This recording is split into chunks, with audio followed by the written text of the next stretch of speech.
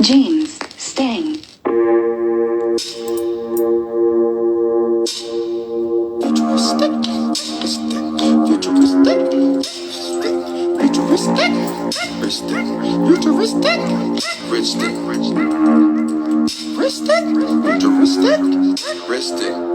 I'm feeling bionic. I'm puffing this chronic. I'm drinking my tonic. I'm rolling like Sonic. I'm Johnny Mnemonic. You niggas don't want it. You niggas don't want it. Said you niggas don't want it. You niggas don't want it. You niggas don't want it. I'm always the bonnet. Got a blonde that's atomic.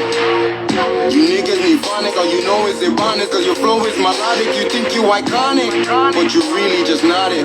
I'm in the tropics, blazing exotic, listening to chronic, isn't it ironic? They call me Jane, I'm a most electronic. They call me demonic. Say I'm Masonic, cause the fez on my head is what they dread, and they know it's Islamic. You play, you bubonic. You Adrian Adonis. Sprinkle gold dust and they rush to get sucked, and you feed them hypnotic. Don't do that. Oh, you mean don't do that? Shut the song while looking in my bar flat. Don't do that. Oh, you mean don't do that? Shut the song while looking in my bar flat. Don't do that. Oh, you mean don't do that? Shut the song while looking in my bar flat. Don't do that. Oh, you mean don't do that? Shut the song while looking in my bar flat. She said she like the way we roll, but she really love the treat me goes. Well, I tell her I only know that she amigos. Remove that before I get evil. Before it done, I always reload. Tell her anywhere we go, we do it easy like a free throw. And we not touch chain when we see Debo. When we see Debo, we not touch chain when we see Debo. Free throw, heart so cold below zero. We know, them boy there fish, cause Nemo. I just amigo, try your best, don't play hero. Futuristic, futuristic, futuristic, futuristic. I'm a king in my palace. I'm a mirror, I'm a mallet. I'm holding no malice. Wonderland, I'm with Alice. I'm puffing my chalice. A young gun, I'm like Chavez. Where's Helium Gonzalez? They force you to funnel a boat or a tunnel I use for my passage. No compassion, they savage. Rape, pillage, and ravage. They try make you vanish. One toss your salad, or language you speak is not only Spanish. Why they act so outlandish? Wearing spandex with their man purse and their man dress. From a vantage, I peel off like Speedy Gonzalez. Mom said I'm too mannish. My depression is manic. Cause they try tell you lie to your eyes, and they want you to panic. From land you get banished. No food you feel famished. Without a bed sheet you try be discreet, but true colors still vanish. Don't do that. Oh, you mean don't do that? Shut the song while looking in my bar flat. Don't do that. Oh, you mean don't do that? Shut the song while looking in my bar flat. Don't do that. Oh, you mean don't do that? Shut the song while looking in my bar flat. Don't do that. Oh, you mean don't do that? Shut the song while looking in my bar flat. She said she like the way we roll, but she really love the treat me goes. Well, I tell her I only know that she amigos. Remove that before you get evil. Before it done, I always reload. Tell her anywhere we go, we do it easy like a free throw. And we not touch chain when we see Debo. Futuristic, futuristic, futuristic,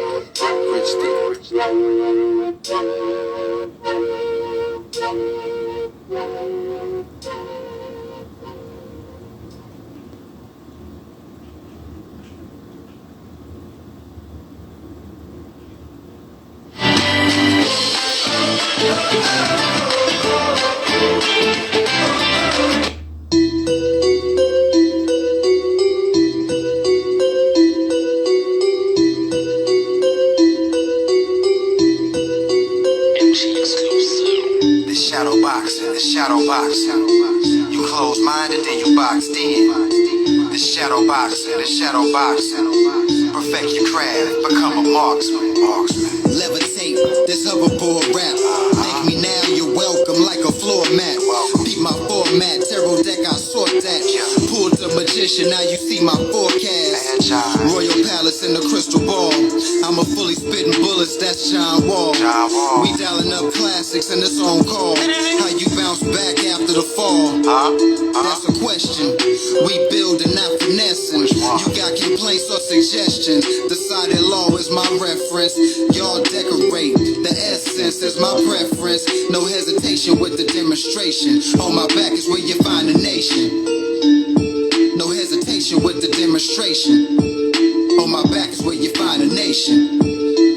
Shadow boxing, the shadow boxing. You close-minded, then you boxed in. This shadow boxing, this shadow boxing. Perfect your craft, become a marksman. Shadow boxing, the shadow boxing. You close-minded, then you boxed in. This shadow boxing, this shadow boxing. Perfect your craft, become a marksman. Step into this ring, the gods of war sing. Drum steady pounding to the bloodstream, coursing. Heed their warning just before the sword swings. Move north 4 degrees, avoiding its sting. Listen to their voices, sight unseen. Quiet all the noises, focus on just being. I am one with the breeze that eases through the trees. I am one with the earth underneath your feet. I am water walking land in the form of man, the king of Siam. I am that I am. I'm that fire that's burning deep inside your heart. The synchronized senses moving your body parts smoothly with fluidness, highly intuitive. Do the movements of your fist before you even did. With each step left, right, feeling oddly compelled, cause the shadow box with God is to spar with the self. Shadow boxing, the shadow boxing. You close-minded, then you boxed in. This shadow boxing, this shadow boxing. Perfect your craft, become a marksman. Shadow boxing, the shadow boxing. You close-minded, then you boxed in. This shadow boxing, this shadow boxing. Perfect your craft, become a marksman. Recognize your dark aspects, I don't mean skin tone. Outside shoes in the house, demons you bring home. Outside clothes on your bed, sleep with a night hat. Paralysis when you sleep, dreams every night bad. Subconsciously suppressed aspects, acts called jump. About negative behaviors, unravel is done. See the deepest trauma and guilt you push away. Causes depression, addiction and anger you display. Identity is central to the practice of magic. Witchcraft help you rewrite and conquer your habits. Detrimental to the growth, exploring the shadow self of man. Learn the lesser banish with pentagrams. Get a black candle, a pen or a pin. Scratch shadow emotions and let the healing begin. Light it and meditate, burn it down to the end. It's locked in. This is what we call shadow boxing. Shadow boxing, the shadow boxing. You close-minded, then you boxed in. This shadow boxing, this shadow boxing. Perfect your craft, become a marksman. Shadow boxing, the shadow boxing. You close-minded, then you boxed in. This shadow boxing, this shadow boxing. Perfect your craft, become a marksman.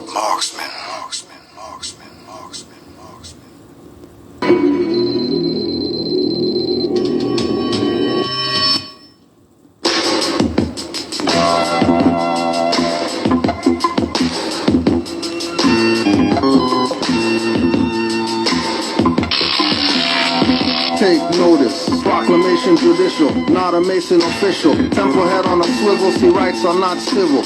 Jurisdiction challenge, railroaded acquittal. Ex parte, no trial, dismissal is artificial. Straw man is not a lawman but ends legis. In color of courts, more racket than tennis. Where colored man has no rights. And sick of this more thing, Jamal and Black Knight, Robin Hood and Zee, not Cornish but Moorish Americans stand on squares, surging adrenaline. Take notice, for the cross with a fez on. Your favorite rapper has a dress on and leave press-ons. Take notice, you got hex and lost focus, while I see with eyes behind my head like Jokic. Are you listening or under hypnosis? Is intelligence overpowered by your emotions? Take notice, crack team shots give blood clots, no what the Gen Z zombie culture. No Thanksgiving eating thighs of turkey vultures. Never see slaves, only black or more sculptures. Take notice, hailstorms and swarms locusts. When affirming, no claps, hands, palms open.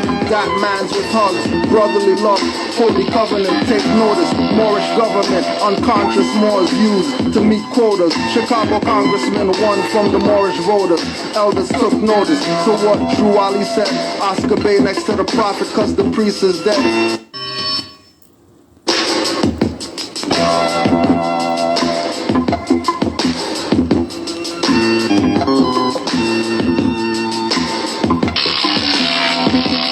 notice. Proclamation judicial, not a Mason official. Temple head on a swivel, see rights are not civil.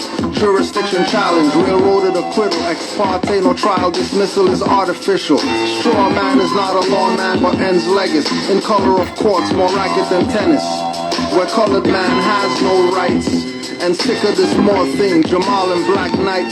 Robin Hood is Zine, not Cornish but Moorish American. Stand on squares, surging adrenaline. Take notice, for the cross with a fez on. Your favorite rapper has a dress on and leave press on. Take notice, you got hex and lost focus. While I see with eyes behind my head like Jokic. Are you listening or under hypnosis? Is intelligence overpowered by your emotions? Take notice, crack team shots give blood clots, know what the Gen Z zombie culture. No Thanksgiving eating thighs of turkey vultures. Never see slaves, only black or more sculptures. Take notice, hailstorms and swarms locusts. When affirming, no claps, hands, palms open. That man's with hugs, brotherly love, holy covenant. Take notice, Moorish government, unconscious Moors used to meet quotas. Chicago congressman won from the Moorish voters. Elders took notice to what Drew Ali said. Oscar Bay next to the prophet cause the priest is dead. Bay Anderson on his right, Moorish hijab. Right to bear arm, Moors might wear a niqab. Law and order mind, traders drawing quarter time. Cutting off hands and ears for committing a crime. Vegan beef with dirty Moors is not a family feud. Families fight, one's wrong, half perception skewed. Spiritual altitude, lower self-subdued. No sucrose drinks or European poison foods. Holistic versus my foe is alkalines. Pastor only speaking tongues from altar wines. For treason they all face the firing line. Most bystander not preventing the crime. Society invites it, then rewrites it. If a battle can't be won, don't fight it. Not saying see corruption and be silent, be defiant. Never punish all the clever corporate tyrants. Take notice. Politicians touch their own children. Yours get shot up and in the news for causing killings. Calling them black translates to living in death. Trans march for rights with their BIPOC breath. Take notice. Sex ed taught in daycare. False evidence appearing real is how you say fear. Claim you're woke but still you're dead and sleeping. Can't you see youth popping pills for the thrill seeking? Thinking they can fly off balconies leaping. One's facelift like Weekend, too much competing. Trying to be someone else, won't be themselves. Skinny jeans got their manhood, short like elves. Weaves and eyelashes, puckering lips and tongues out. Should be enough to have dad's guns out. Take notice, we sit back and watch it happen. He's in extensions, lap dancing devils while rapping. She's in every video twerking, ass slapping. Y'all are Victor, Andre and Shot, dildo strapping. I see what they're trying, I took notice. I see their motives as they're bringing 12 roses. Bullets are used on blacks now, not fire hoses. Necrophiliacs have bodies before it decomposes. Take notice.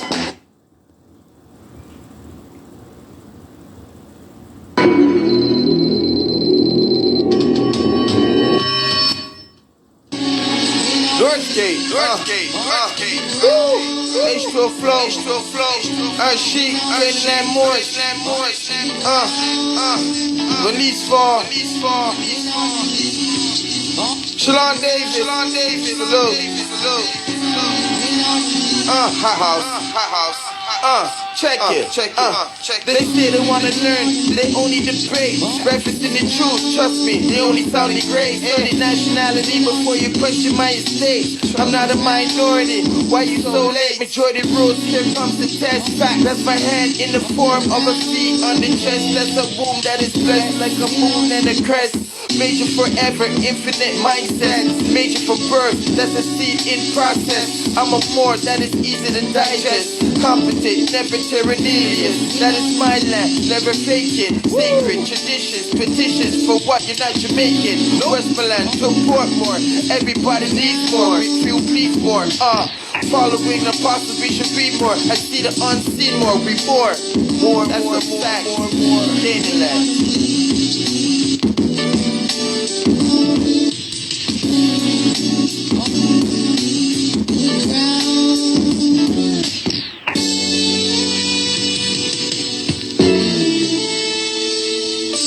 Say they want wanna learn, complain classes are too long. Don't want it on a phone call, energy too strong. Get it from the wrong source, now they way off course. Think they must be Muslim and give up on all sports. Should give up the red meat, must give up on all porks. Won't be yelling haram when the bottles are uncorked. Eating with the spoon, use forks for tuning.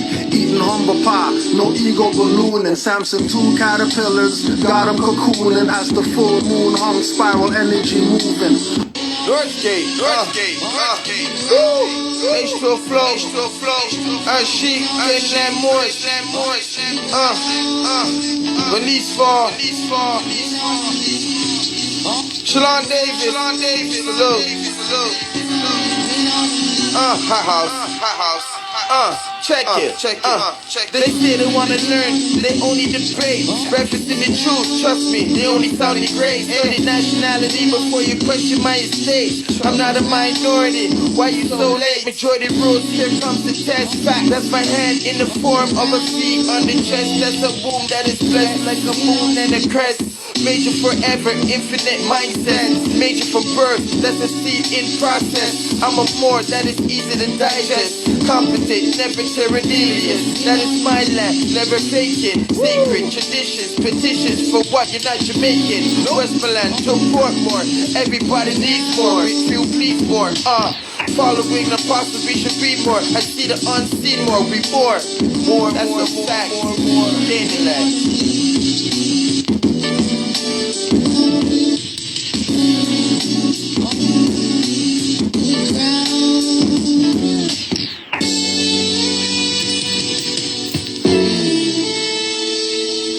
They say they wanna learn, complain classes are too long. Don't want it on a phone call, energy too strong. Get it from the wrong source, now they way off course. Think they must be Muslim and give up on all sports. Should give up the red meat, must give up on all porks. Won't be yelling haram when the bottles are uncorked. Eating with the spoon, use forks for tuning. Eating humble pie, no ego ballooning. Samson 2 caterpillars, got 'em cocooning. As the full moon hung, spiral energy moving. Up through the crown chakra, energy shooting. And told me upload classes before live YouTubing. 16,000 subscribers, 20% consuming. 80% troll pretending to be tuned in. Comment on every video, pushing the thumbs down. We'll push the link when we're live just like a clown. Pouring in the incompetence, always debating. Dissing Drew Ali but won't give their location. His image on the black banner, that's placation. Just get him out of here, Yusuf yells in frustration. We know they're playing games, we're not berating. Calling 911, scimitars penetrated. In defense of prophets and mothers abused. And newly awakened Moors, amused and confused.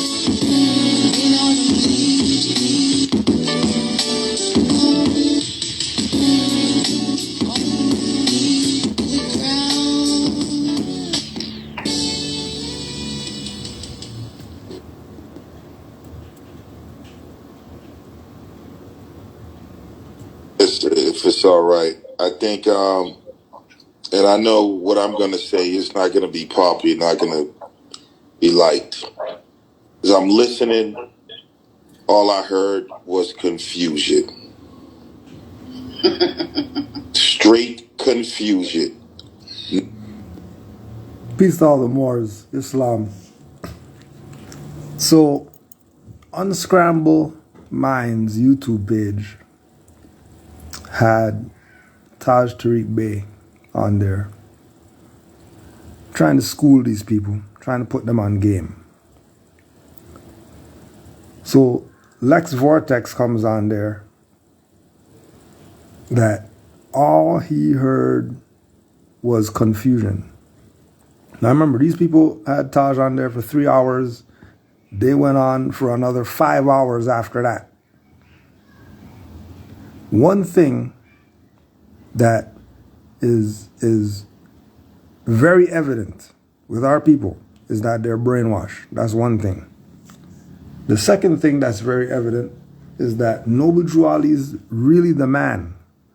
Because Noble Drew Ali told Moors that there's only going to be a handful saved. So don't worry about you waking up everybody, line going around the building to come get this info.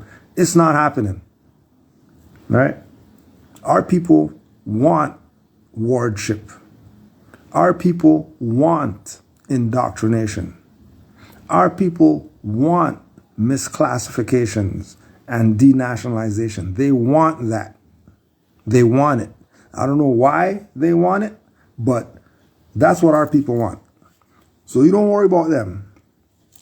Let them do their thing. You focus on yourself.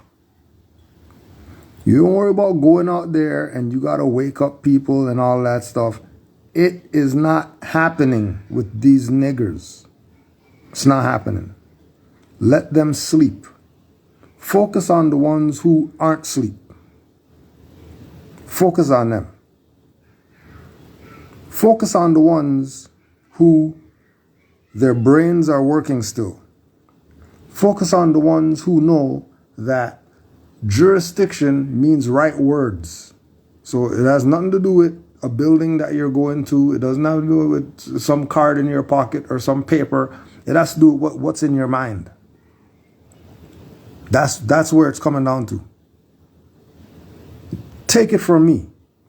We're going on since 2008. We've been out here putting the wood to these people's heads, kneecaps, shins, back, everything. Every plank we could get, we swung at these people to wake them out their sleep. They're staying asleep. So don't worry about them. Let them sleep. It's like one of the brothers sent me a message. Man, I'm going to stay off your YouTube and your channel, leaving comments and all that stuff. Every time I comment on your stuff, I get blocked and I get banned and all this stuff. So I'm just going to be over here, just watching with my popcorn. Go get your popcorn, right? I don't care if you do it in the pot. I don't care if you microwave, whatever. You get your popcorn and you sit back and watch the Truman Show.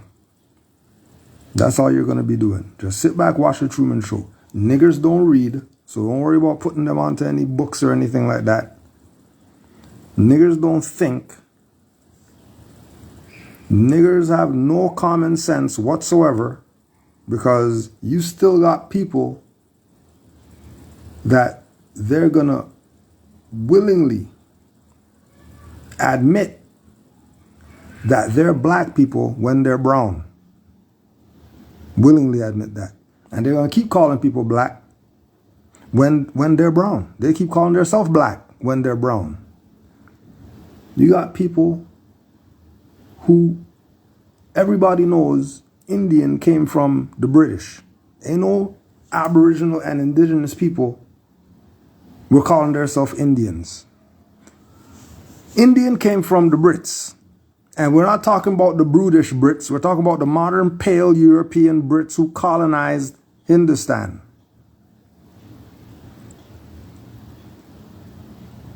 Anybody who reads knows that Indian's a misnomer. So as soon as they start talking about, well, the treaty's done with the Indians and all that, as soon as they start talking about that, you already know that they're full of BS. Do not even waste your time. Don't waste your time. These people had the master teacher on there for 3 hours. 3 hours they had the master teacher on there. And all they heard was confusion. After 3 hours with Tarik Bey, 3 hours. Tarik Bey all to themselves.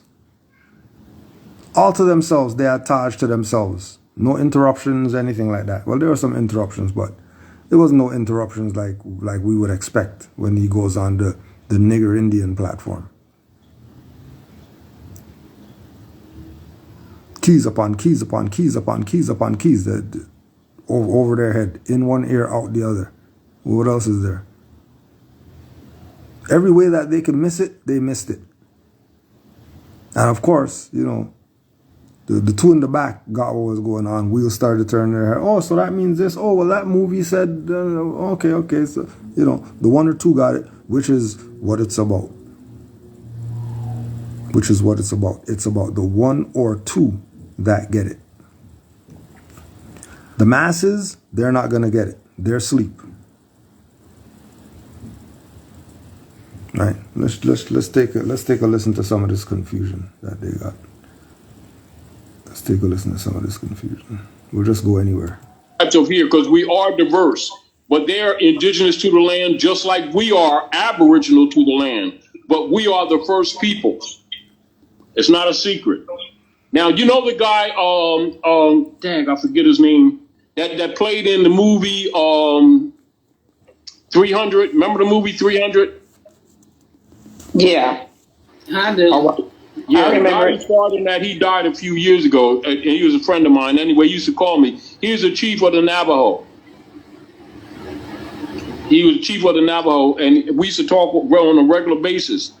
And one of the things that he used to talk to me about is how they were getting many of the people from the Quetzalcoatl tribes, etc., on up to Canada tribes to start dissolving a lot of those local treaties that they had with the Europeans, etc., because they've never honored them. And he talked to me regularly, knowing that their root history is Moorish history. It's never been a secret. The greater problem that we have is with our own people today in this identity struggle that we're going through. But I would suggest that our people start talking to people from other nation states, without an attitude. And believe me, they'll tell you a lot of things that otherwise they won't even talk about. Right, so any more out there, you name them, any more, who is in habit, wears their turban, fez, Moroccan clothing, Noble Drew Ali on their shirt, whatever, any more, they'll tell you so many stories of people running up to them, sisters telling you stories of little Hindustani women, Asian women running up to them, calling them princess and all that. Moors have so much stories of people running up to them. Where do you get that fez from? Go in their wallet, pulling out pictures of their great uncle and all that stuff who used to wear a fez. They never seen a fez in so long. How could they get one? Moors have so many stories for you about they went into a store and some Arab seen them in a fez and told them just go take whatever you want off the shelf. These Moors have so many stories that they went somewhere looking like a nigger and then went to the same place looking like a Moor and got absolute 180-degree different treatment. Like completely different treatment. Same face, just not looking like nigger. And they got so much different treatment. Just because they were being who they are. And what that let those Moors know that, oh wow, oh, this is real. I was telling them more earlier today. We were talking about this exact same thing. Verification of what it is that we're doing so that, we don't think that we're crazy. Because, everybody in our family and all our friends and whoever we put them on game, we're crazy. But some stranger out there who doesn't know me from diddly squat. So I'm at the bank and this is early. This is early in the info. Because one of the first lessons we got was learn the rules that govern contracts. So when you learn the rules that govern contracts, one of the rules is that anytime you sign anything, you reserve your rights. I'm at the bank. Lady gives me the paper. Sign here.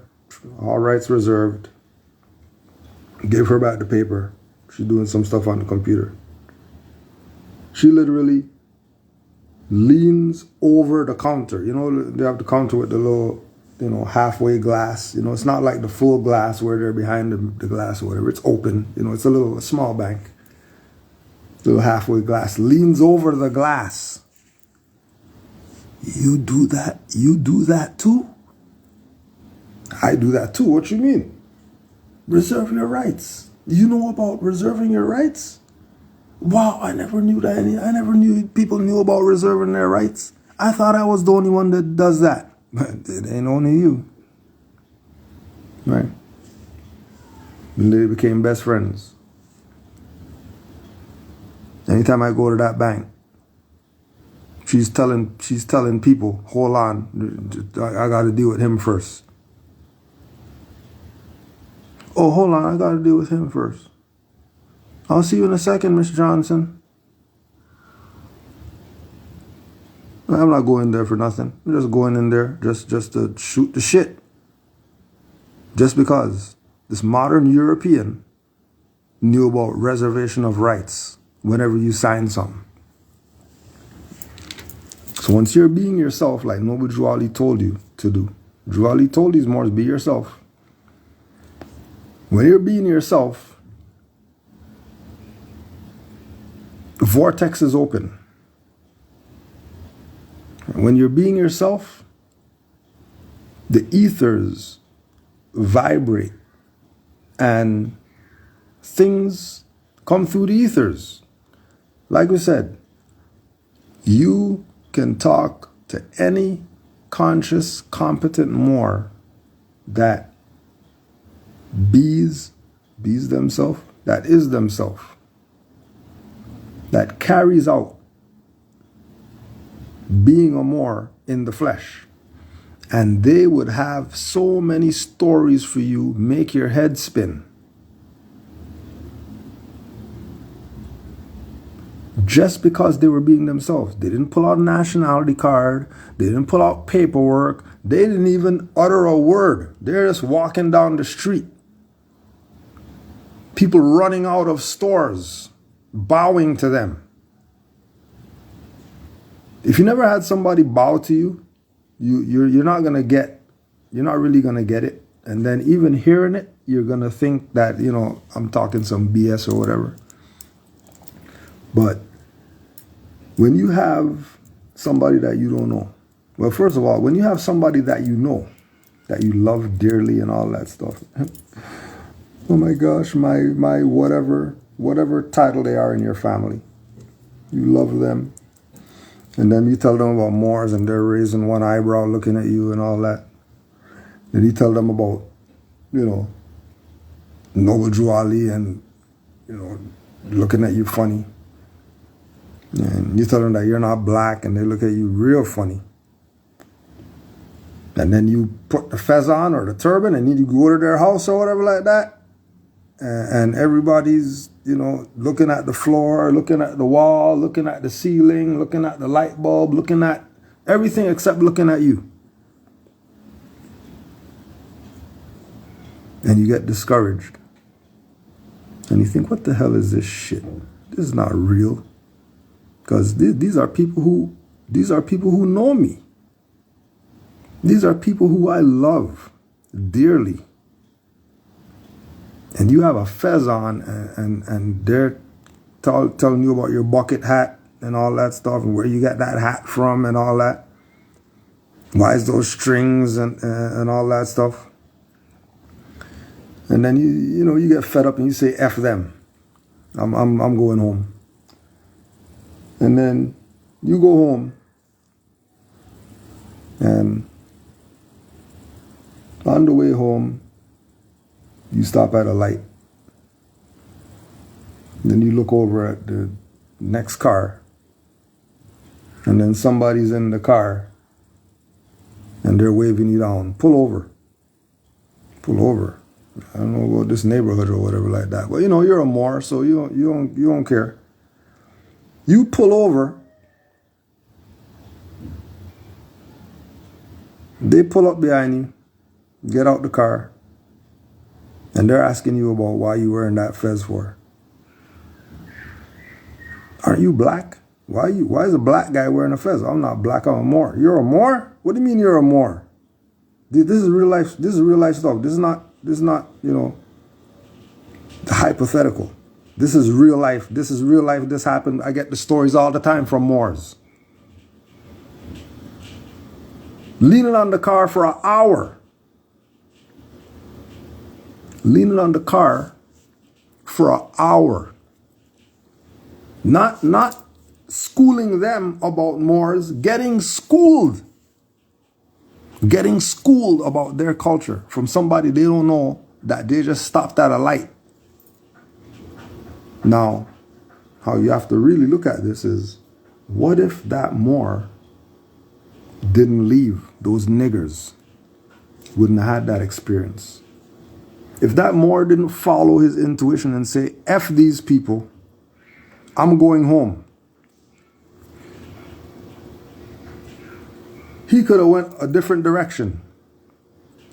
This is what I'm saying, that once you're in habit, once you're really a Moor, the ethers vibrate and vortexes open for you.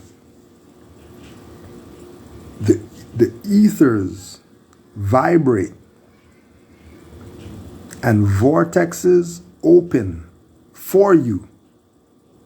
And it's not a verification, it's a qualification that you're on the right path. You don't worry about those niggers over there who's telling you some BS about and making fun about, and they don't understand and they don't get what, and all that, throw that stuff in the trash. You focus on this individual right here who you don't know, that you don't know from anything, that they told you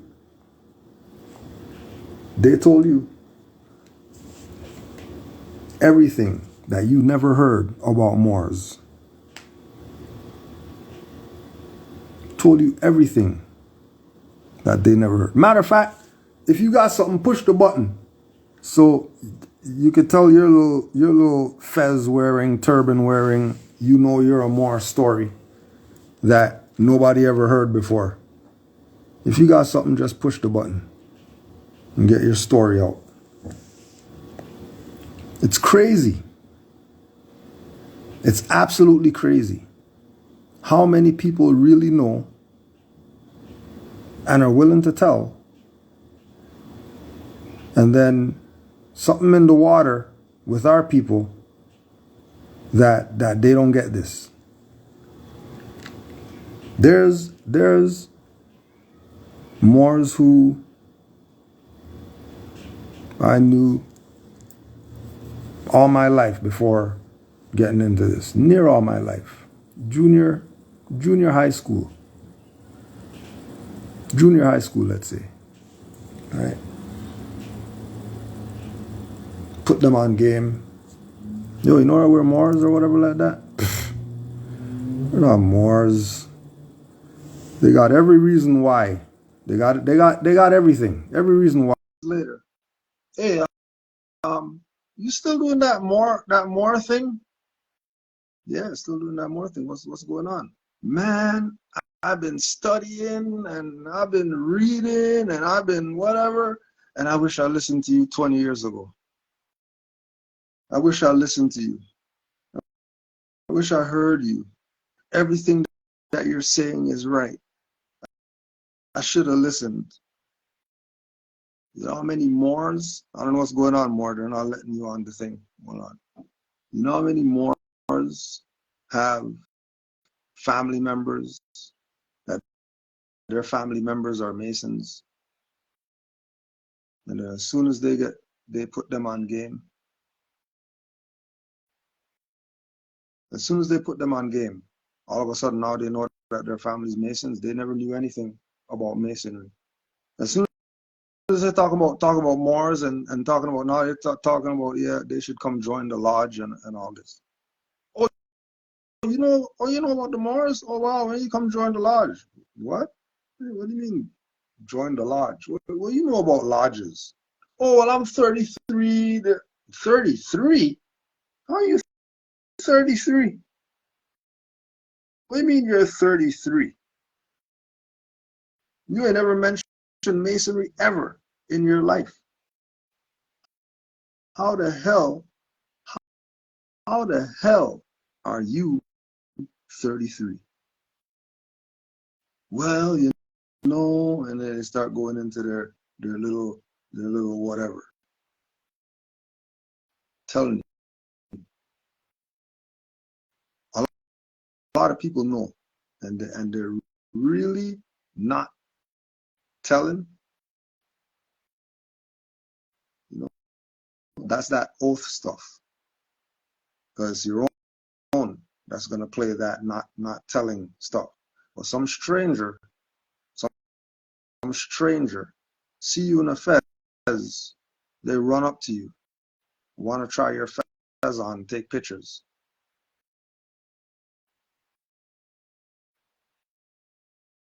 Yeah, they're playing games with you more. I don't know what's going on. We'll try again. Let's try again. All right. Again, this is for any more out there. If you got experience you had being a more that you think people need to know, just push the button.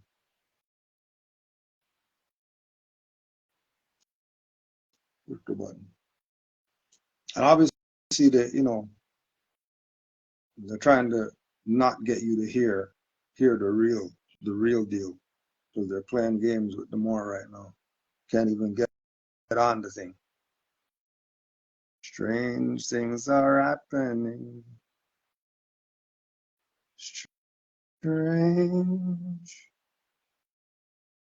Strange things are happening.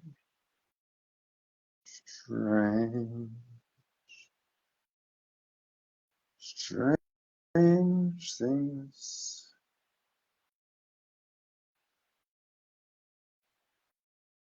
Trust me, knowing that you're a Moor is the greatest thing to ever happen, but only Moors know. Oh shit, look, it's walking by. Yo, it's messed up, man. It's my fault. It was my fault because I have a security patch on my phone where it locks off the camera and the speaker. Oh, for real? And I keep every time I get on it, I keep forgetting to turn it off. So that's what. So it was constantly trying to get in, and yeah, block. this was The block was on. Yeah, block was on, self block. Yeah. What you saying, boy?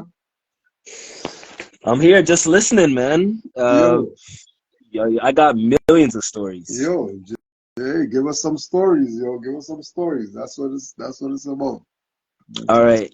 So let's see. At the African festival here in town, normally comes in I think May or something like that. And so normally I go and I'm always y'all know I'm always in habit. And so German comes up to me and he's asking me about the fez and all that. And then he made a comment about such and such and black people, and I said, well, I'm not black. And he was like, oh, I'm really, really sorry. He's apologizing. It's like, I'm a Moor, Said, yes, I know, I'm sorry, but I know that some of your people want to be called black and so on and so forth, but I know you're not black. And he was very, very apologetic, and it's like, it's all right, don't worry, no sweat.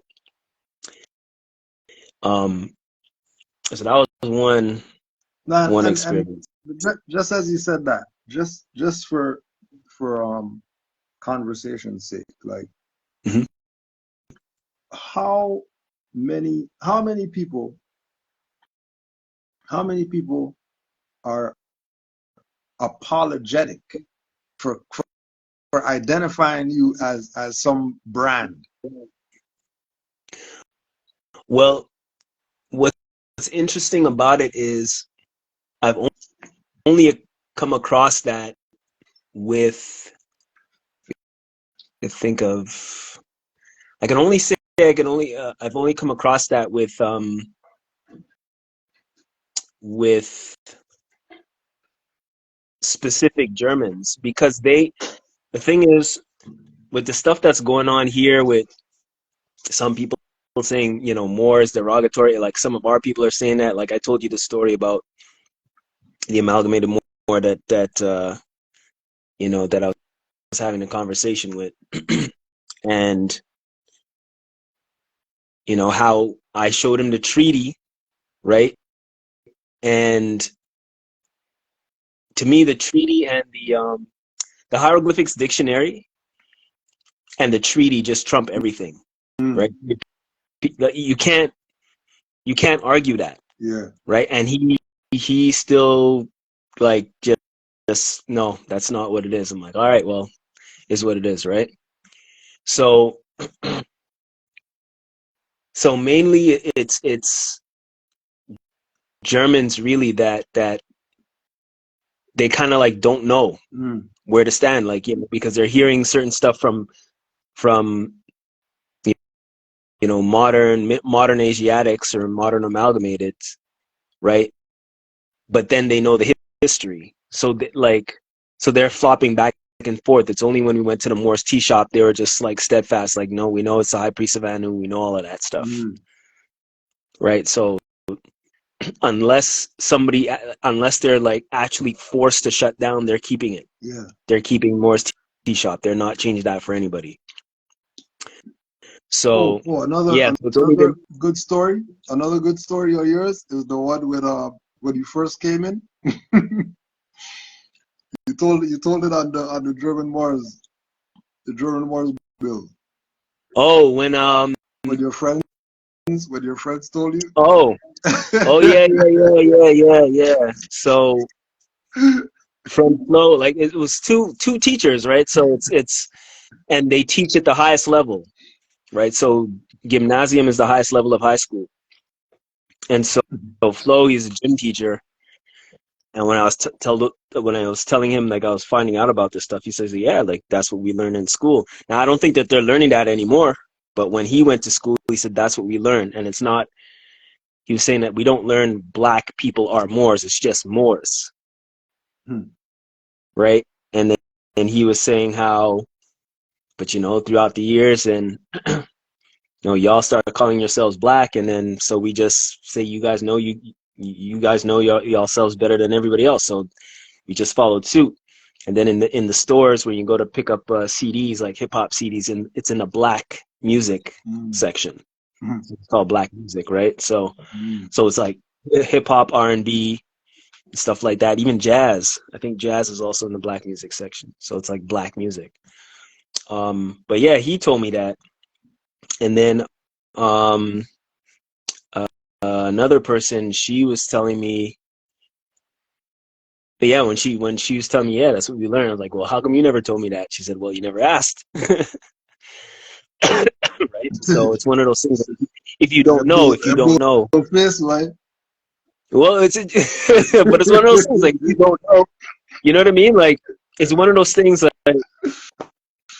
you, like, they don't, if certain things that we learn in school, right? We kind of assume that everybody else knows it until we come across somebody who doesn't.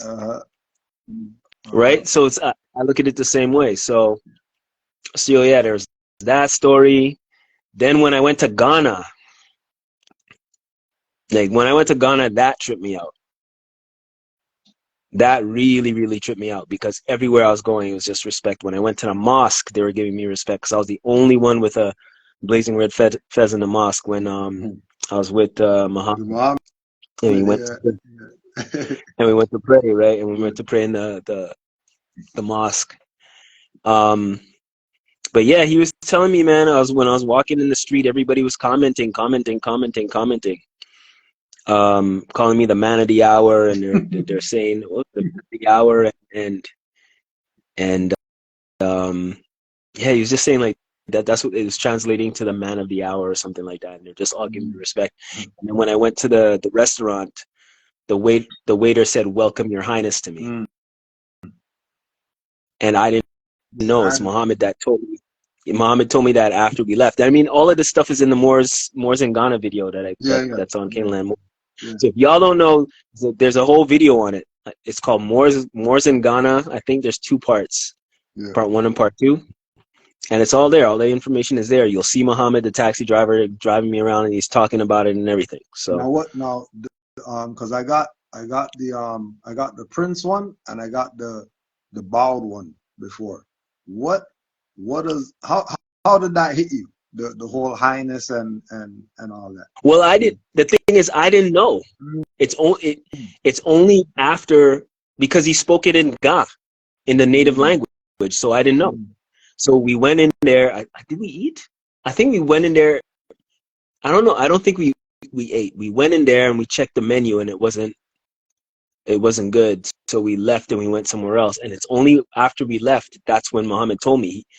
He said the waiter said, "Welcome, Your Highness," and then I had to explain to the waiter that you didn't speak the language. So it was, yeah. So when he told me that, I was just, I mean, I didn't. It's one of those things that like that type of stuff I don't take on. It doesn't go to my head or anything, right? So shit went to my head, and I was like, "What the hell?" I was thinking about that shit for hours. Like, bowing? You know, so like, what do you mean bowing? Like, what do you mean bowing? What do you mean you see somebody and you're and so bowing to them? somebody bow to you. Somebody bow to you. Bro, crazy.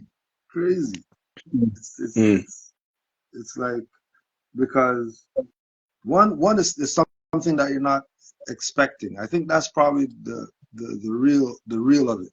That Right. it's so out, it's so left. You know what I mean? Because I've heard about it. You know, I've heard Morris telling me about it, but then to like, actually experience it and just the humility that comes over them, like they really feel that they're royalty. Like, I live in the building right over there. Like, what do you mean bowing? Yeah. Like, I'm around here all the time, like bowing, you know? Yeah. Or so it happened in the building. It happened in your building, like just on the street. I think I was coming from a temple or something. And I jumped off the bus, you know. Okay. The man at the bus stop, and he was just like he did like 5 bows. Like, he was just, before he got on the bus. I was like, what the hell is this? You know? Crazy. Yeah, I mean, it's always something when I was traveling through Istanbul airport when I had to go to Vietnam. Istanbul airport, like and you see like Muslims everywhere throughout that from all over, from Al Kebalan coming through. It's coming through the airport. So they're all dressed, but none of them, I've never seen any with my large fez with the tassel on. I've never seen, like, obviously they have their the shorter fezzes, but not even the short fez, but not even red, but it'll be like white, you know what I mean, different colors. But none of them have the tall fez like that like mine. So so the Turkish people really, they'll stop me. There's one guy, I remember telling the story. There was one guy that was from, where was he from? I think some Eastern European country, and he wanted to take a picture of me. Remember I told you, and his camera phone wasn't working, and he said, he was joking. He said, like, what you do to my phone, voodoo or something? But he really wanted to take a picture. He really wanted to take a picture. So that was that one. Yeah, we had the picture ones. Then we did the when we the first time we vended at Afrofest out here.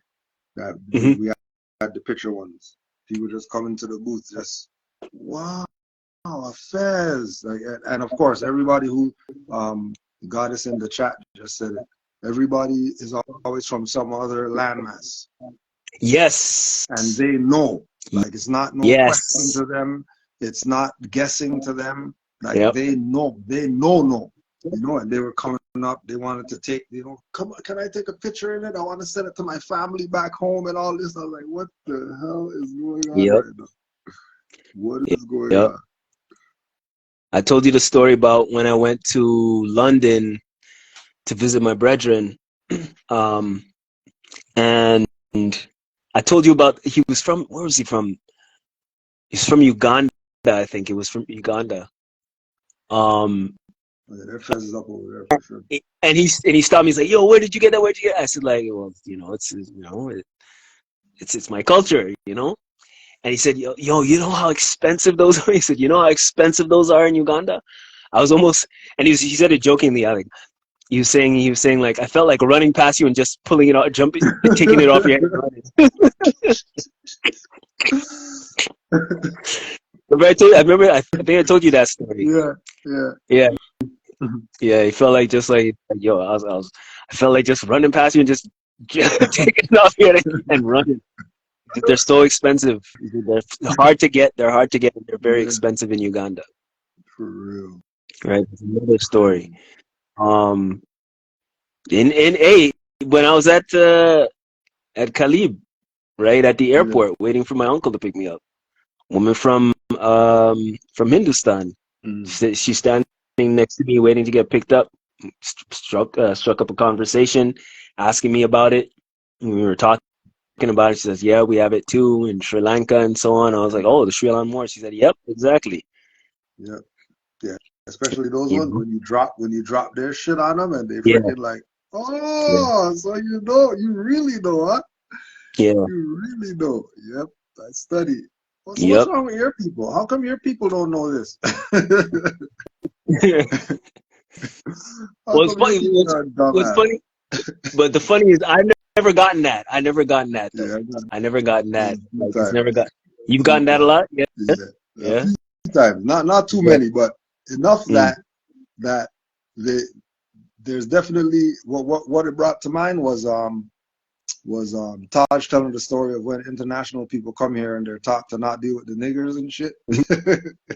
Yeah. You know. Yeah. They're taught not to deal with the blackies. Leave the blackies alone. Don't go to your neighborhood. Don't freaking talk to them people. You see them and you just go in a different direction. Unless you're gonna put a store in their community and rape them for the rest of your life. Don't deal with the niggers. You know. But that always comes to mind when they drop that one. So how come your people don't? How come you know and your people don't know that they're not black? I don't know. You know, the niggers don't read. That's why. But I'm telling you, man, it's so major. Like even on that same trip to London, when we went to in Brixton, we went to get something to eat, and well, when we were actually low, let me backtrack. When we're going through, I think we went to Brixton. It was like after we went to the Hindustani area. So I think it was like the day after or a couple of days later. We're going to the Hindustani area. I'm walking with my brethren and his wife and their child. And everybody that passes is looking at me saying, Assalamu alaikum. They weren't addressing him and they weren't addressing his. And he's from Martinique, right? And his wife is from Tanzania. But she's like Hindustani Tanzanian, right? They weren't addressing them. They were addressing me. I was in my fez, right? On the double-decker bus, I told you this story too. Guy gets on, like I'm sitting on top, right? Guy gets on the bus and he walks past me and he backs up and he says, "Hey, nice hat." And he goes and he sits down. Goes and he sits down. We get to Brixton. What's his name? Rashid Nix, who's he's a radio personality out there, and he ran for the Green Party a couple of times and so on. He saw me on the street and he's like, brother, come here. I walk up to him and say, "Are you a Moor?" Yeah, because he obviously knew about it, right? I got that one before. Are you a Moor? Are you a Moor? I'm like, yeah. He said, "Oh my gosh, I've never seen a Moor out here." Before, so we start chopping it up and whatnot. Yeah. Then we went to. There was a place that we went to eat where it had it was like an open area, but it was covered, but it wasn't like a solid cover. Like it's a open area with different places to eat, and it's kind of covered with like temporary cover, for rain and whatnot. And hold on, save that story. I'll get in the countdown right now. We'll get right back on. All right.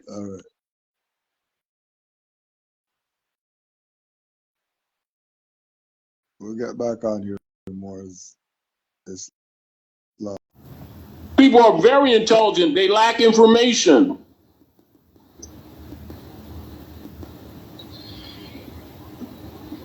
And so they lean on beliefs, feelings, and emotions, which is part of the animal husbandry training. Phenotypically, right, when we think of Native American, okay, which was made up in the 1800s. There's no such thing, but they made that up. But I know that's a political caste designation made up by the hybrid Europeans. Now continue. Because my question was, you know, when, and especially what is taught, right, in schools and stuff, is that, you know, when you think of Native American, it's the long hair, it's the, you know, the light brown. It's not us. It's not African-looking people, or what we would consider the Asiatic. They're mainly Shemite tribes. But they still. What do you think their story sounds like in all of this? How do they see? Most of that imagery was made up in the 1800s, and you'll do some research on the Babylonian paradigm. And this is where the hybrid Europeans made up their fake PhDs to start reconstructing history. And keep in mind, the Native American and American Indian is also created by them. It's a totally false paradigm. However, as part of the reconstructed history, that doesn't take away from the Aboriginal people with us and the different tribes of here, because we are diverse. But they're indigenous to the land just like we are aboriginal to the land. But we are the first people. It's not a secret. Now, you know the guy, I forget his name, that played in the movie 300. Remember the movie 300? Yeah, I do. Yeah, the guy who starred in that, he died a few years ago. He was a friend of mine. Anyway, he used to call me. He was the chief of the Navajo.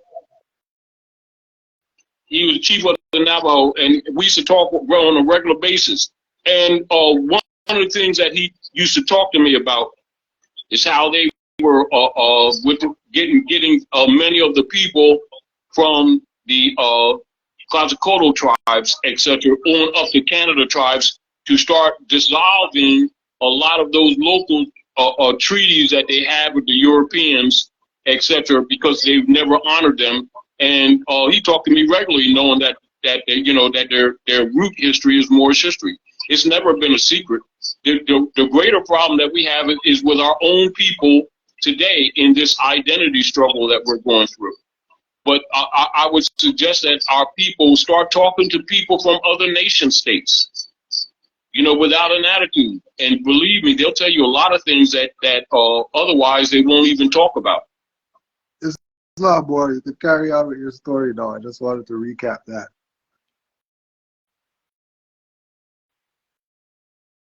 Is even on there? Yeah. Yo. Yeah. Yeah. Oh yeah, the story I was saying. Yeah, so we went to get something to eat. And so in this area there was a lot of like Mediterranean, if you want to say, spots to get stuff to eat. It's kind of like, how do you explain it? Because they're not enclosed, so it's like vendors then. Just say vendors, you know what I mean? Vendors after vendor after vendors. Yeah. And so there's a lot of Arab-speaking vendors, and when I walk through there with my fez, like all the Arabic vendors were all like following me with their eyes, and when I looked at them, they all nodded. And yeah, like it's funny, like my brethren was like, holy smokes. Like, hey, that's what it is, right? So yeah. It's funny too. I was gonna ask you this question. Before you bring that story up, I was gonna ask you the question, how many what was the most reoccurring acknowledgement that you got? I guess that would be it.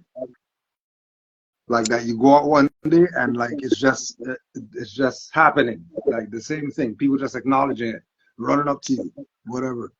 Yeah, I think it would have to be, the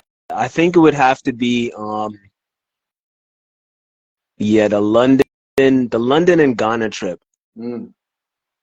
Because as long as whenever I was at Ghana, whenever I was in the city, walking like when I was in the city, it was just like constant, one after the other, after the other, after the other, after the other, after the other. And in London, it was, yeah, it was just like that those days that when I left, pretty much, it's like those days when you leave the house, you know what I mean? You just leave the house and then you just get into an area where there's more people. You just get greeted. Yeah. You know what I mean? And yeah, like even here in town, I mean, I told you that story about when I was coming back from the gym and I was walking quick because I had to get home, and I heard like the German say he looks like the prince of something, and I was going too fast. I was going too fast that I couldn't hear him finish. Like, you know. So it's just constant, man. Like even it just starts a conversation everywhere. Everywhere starts a conversation all the time. Especially red fez. Like I've worn my black fez and it's not as potent. Yeah, no other fez. The green, the red fez is the black, so potent. Red though, red fez gets them every time. Yep, every single time. Red fez gets them every time. Yep.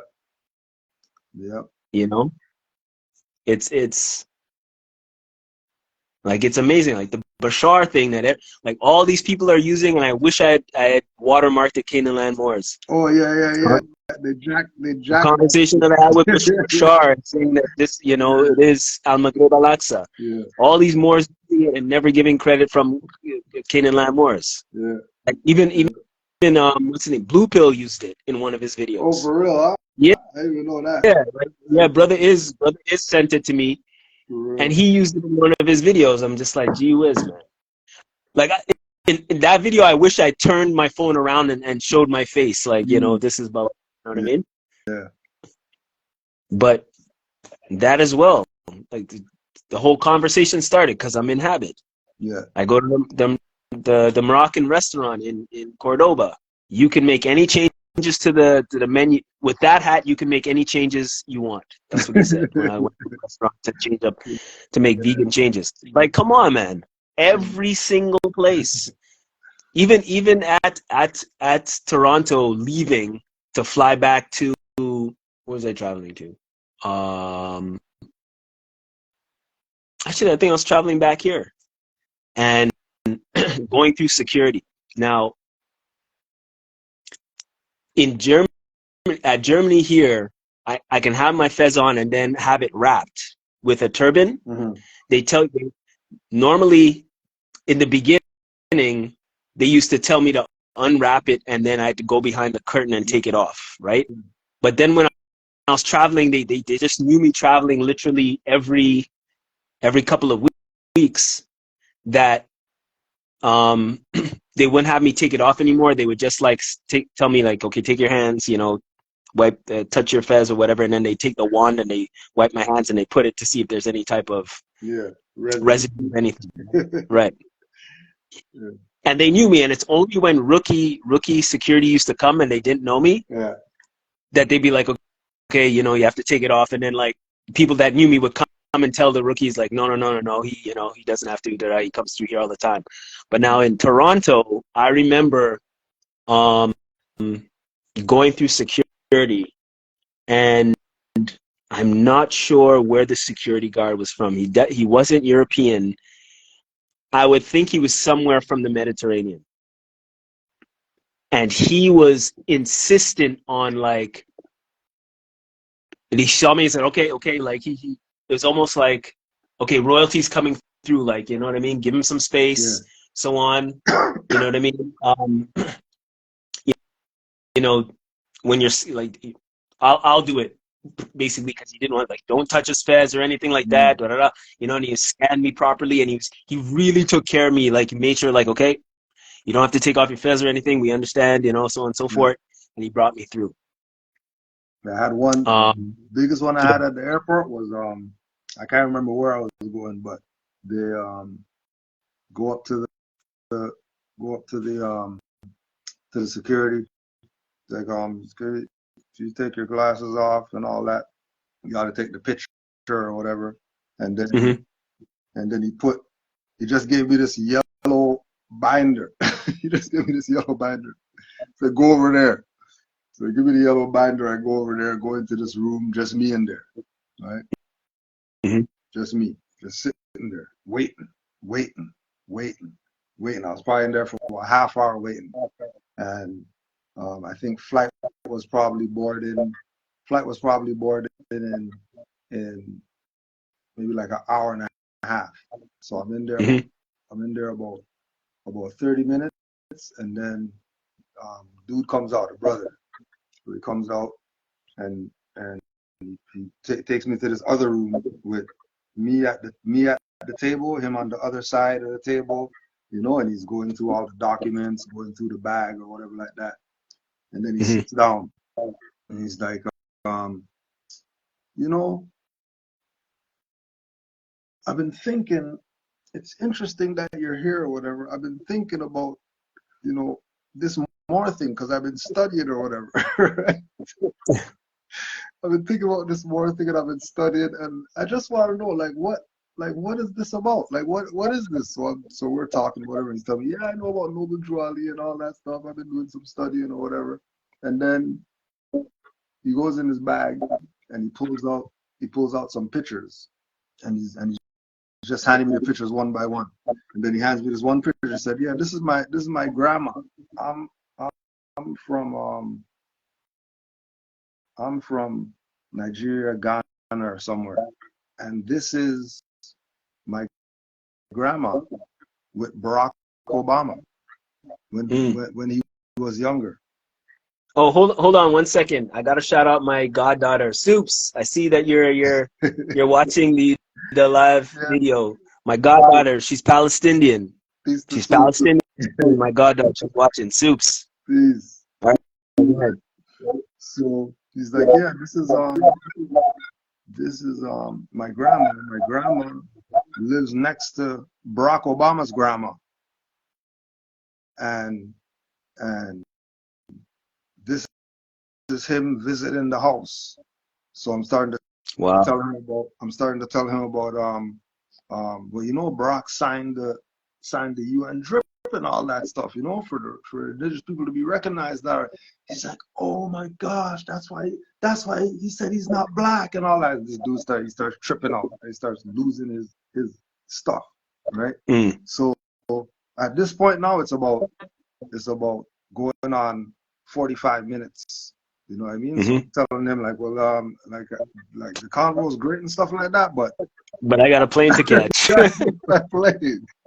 Like, oh my gosh, I'm so sorry, but I just got caught up because, you know, I've never seen him more in real life and whatever. So, you know, so since I figured I'll take the opportunity or whatever, so takes me, and then we go through some doors, walk down the hallway, go through some doors, walk down the hallway, go through some doors, bam, came out right at the gate thing, and then he told her the same thing. He told her, oh yeah, you know, yeah, he's supposed to be on this flight, make sure he gets on, and then whole flight treated proper, like, wow, what do you want? You know, here's the data here, and all because of a fez. Actually, it was because of a fez, and it was because of, at that time I had the nationality card in the passport. So when I give the passport, the nationality card's in there. Right? And I think it was nationality card that really made him send me in the back. But okay. But it was the brother who, you know, started talking about the Fez and the Moors and whatever the case is. But I think that was the craziest airport one that I had. The other ones were just you know, the acknowledgement things. So people see me making eye contact, doing the breakneck looking, like, who is this guy? Who is this guy? Who is this guy walking around here with a fez on? Like, who is he? He must be somebody. He must be somebody. They're just looking at you. You know, you're just in the line. Exactly. You're in the line. peeping. They're leaning to peep to see. Yeah. Because you're the one. Yep. Yeah. Trust me. Yeah. Greatest stuff ever. Being in habit and I'm telling you. getting And acknowledged. While everybody's in denial, who you love and care about you and all that, they don't want to hear nothing. Yep. You know what I mean? They don't have anything to say. They didn't do any research or pull up anything on you like, yo, I was studying the thing and look what I found. Nothing like that. But some strangers, here they come, you know, knowing more history out the yin yang. Yep. Yeah. It's and this is what this is the conversation that I was having with a brother out here, amalgamated out here. I was telling him the majority of people that know the history are from other countries, like, and if you don't ask the right questions, they're not going to just come out and say it. Yeah. Right. The thing that starts the conversation is when you're in habit. If you're not in habit, conversations like that don't just happen. And that's the amazing thing. Like even the I told you about the 22-year-old Egyptian, the 22-year-old Egyptian brother. When I was traveling from Toronto to Montreal on the bus, and I was in my black fez, and it still started a conversation, and we just talked for 5 hours the whole trip. And he's the one who, when I said MAUR, he said, Maur. He said, yeah. Because when I first I told him, he's like, huh? He didn't know. And then when I said it's MAUR, he said, okay, Maur. The way he said it. And he's like, okay, yeah. And he's 22 when he knew. Yeah. Right? But then, so you find people that are 22 that know, then you'll find somebody who's 55 and doesn't know. Yeah. Right? So like my goddaughter's grandfather, when I was speaking to him about it, he didn't know, like, with the Morocco thing, the Americas being Morocco, the farthest west, he didn't know about it. But then Bashar is younger than him, and Bashar knew. Right? And so I remember when I was talking to affectionately known as Baba, when I was talking to Baba about it, he was like, oh wow, he didn't know about that. He was surprised to find out, you know? So it's one of those things that some people know and some people don't. The crazy one too, that people know is the Maghreb Al-Aqsa. That one there hit me a few times when you know when you're from Morocco. Like, yeah, Maghreb Al-Aqsa. Oh, Morocco. No, Morocco over here. Yeah, I know, Morocco. Exactly. That's what I'm saying. Because I've said it so many times, I never believed it when Moors were saying that. Never, ever believed it. Me, and I never spoke on it either. Right? I was saying it, but I never spoke on it because I just didn't believe it. And then it got confirmed. Bashar confirmed it. The Moroccan in Cordoba at the restaurant, he confirmed it, and then at Paris airport, the security guard, he was also Moroccan, and he confirmed it. Those three people confirmed it, and I was like, all right, that's enough for me. Yeah, I think it was, where was it again? It was at a gas station. Somewhere. It wasn't here. It was a gas station somewhere. I went to lecture somewhere. Went to the gas station to get water or something. And the attendant was one of those Arabic countries, you know, and so the Feds like, oh, Morocco, like, yeah, like, you know about Morocco? He's like, yeah, I know about Morocco. I'm whatever, you're Algerian or something. You know what I mean? Yeah, I know about Morocco. So you know about the Moors? Yeah, I know about the Moors. You know, Maghreb Al-Aqsa. Like, yes. Morocco. Like, no, Morocco here. Maghreb Al-Aqsa. Like, yeah, I know. Maghreb Al-Aqsa, Morocco. I was like, wow, this guy knows. I was like, he knows? It's real? It's actually real? I was like, oh my gosh. It's not stuff you're going to find in a book. You know? exactly. You're gonna find a book. And a quick, another shout out, real quick. I saw Jean-Philippe, my French crew from France. He joined us the live. So peace, Jean-Philippe. I see you. Yeah. It's you'd be surprised, man. It's always somebody from somewhere else that knows. You know what I mean? And it really ties into what Drew Ali said when he said, take your place amongst the affairs of men. Yeah. Mm-hmm. Because it just branches completely out. It just it's unavoidable. It's unavoidable. And it's always it's just fascinating, man. It's just fascinating. Yeah. Another one was it's always like, because I've been in habit for what 12 plus years, 12, 13 years, and it's always it doesn't slow down nothing. And I'm the only one I know for a fact. I'm the only more Nuremberg that's in habit. I've never seen anybody else, right? And still, I still get looks, and it's looks of wonder, like, oh wow, looks of surprise and fascination and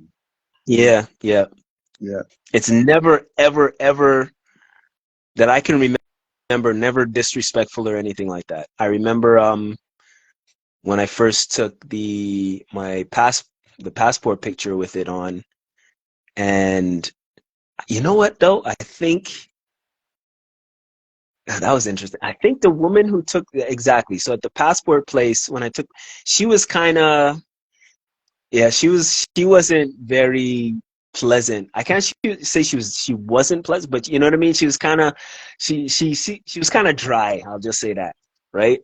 So I thought maybe something was up, and maybe something was up, right? I couldn't really pinpoint it, but I remember coming home from that, and I told this story too. There was a cop on the street talking to somebody. Like his car was parked and he was talking to somebody.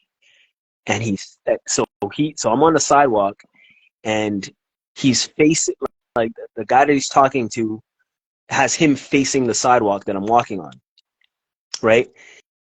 And I could see him stop talking to him, and then his head turns, and I'm looking straight ahead, but my peripherals, right?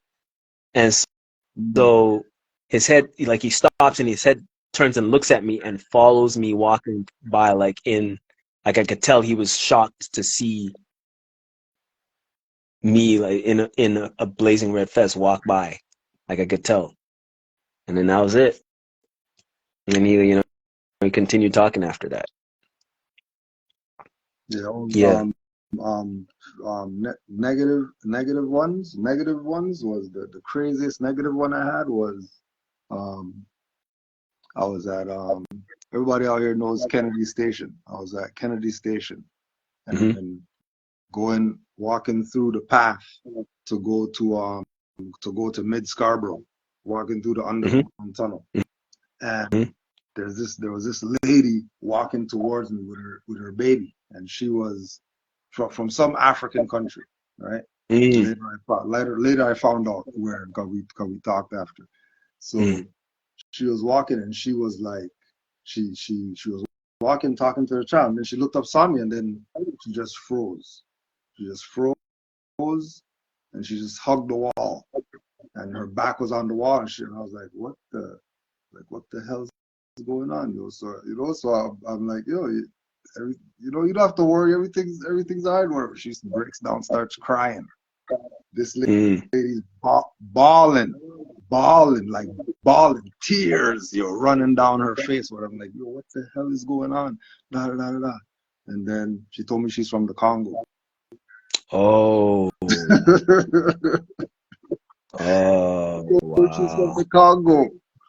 And I was like, no, I'm not those ones. Like, I'm not those ones. Don't worry, I'm not those ones. And wow. he broke down, yo, when I say broke down on the ground, kneeling on the ground, like crying, That's eyes out. major. I was That's like, major. wow, this is a real thing. That, I gotta watch that must myself. have that must have touched your heart too to see Yo, that. it was crazy, bro. Crazy. Almost made me take off Wow. the stuff. Never wear it again. Yeah. Yeah. Messed me up. Messed me up. Cause when I seen her, cause I'm, you know, this is probably, let me see, how, cause this is early. This is early. This is probably like 2010 or something. This is early. Mm. Like, you know, Mm-hmm. still fresh. You know what I mean? Still green, you know? Mm. Mm-hmm. And having some experiences that were all positive. So you're automatically in that, oh yeah, here comes somebody. They're gonna Right. see me in my fez and they're gonna, you know what I mean? And it didn't go that Right. way. It was crazy. Right. Crazy. You know? But yeah, when she said she was the Congo, I was like, oh, Oh yeah. Yeah, that's that's major. that's a real thing, huh? Yeah. Like, that was the Yeah. plan. That was the plan. Get these Yeah. people terrified of their own stuff, you know? It's like the KKK outfit, you know, Mm-hmm. having Negroes running from their own stuff, you know. I think that's like the only real sort of negative that I had in habit. Okay. Like there hasn't been anything, you know, like people being derogatory or, you know, why you wearing that or anything like that. Right. That was the only one. That was Mm.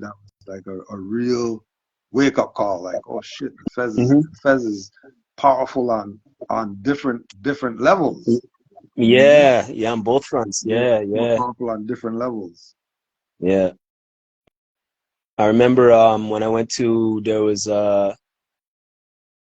also a Caribbean Day at Vancouver, but not in the main part. It was at Coquitlam, so it's like a city.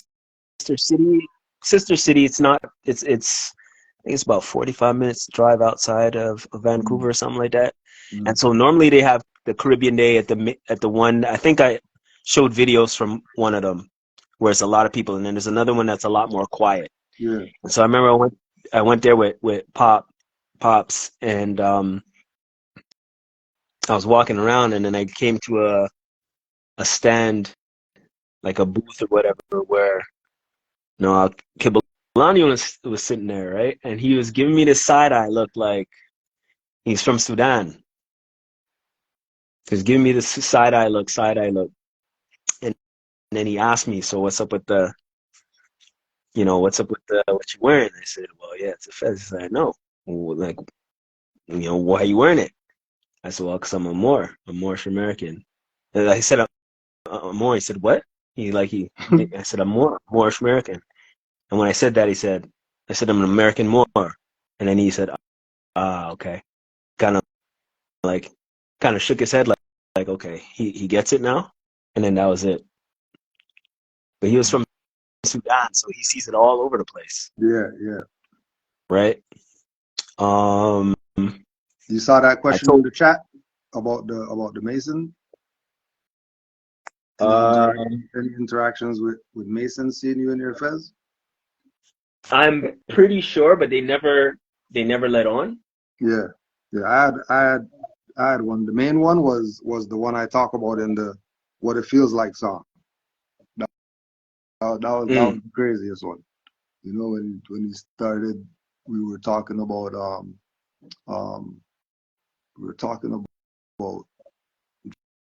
just history.